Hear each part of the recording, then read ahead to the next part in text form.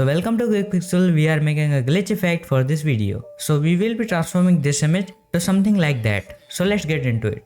So first of all, I am making a canvas that is 1280 and 720.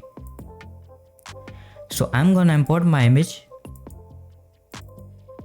By the way, if you want to follow along, the image link will be in the description, so you can do that. So I'm gonna duplicate this layer, press Ctrl J on your keyboard, that will make a new layer.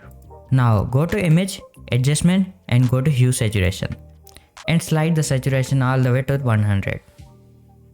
Hit OK. Now again make a duplicate of this layer by pressing Ctrl J, go to effects option and go to blending options. Now in the RGB channels untick B and R. Hit OK. Now you just have to select move tool and move the image to the left. Now just right click on the layer and select raster size layer. Now go ahead and select rectangular marquee tool and take this add to selection option. Just make the rectangles however you like. Once you have made the rectangle selections, hit delete. If you like, you can add more feel to the image by increasing the contrast. So that was all for this video. If you like to see more videos like this, make sure to subscribe and see you in the next one.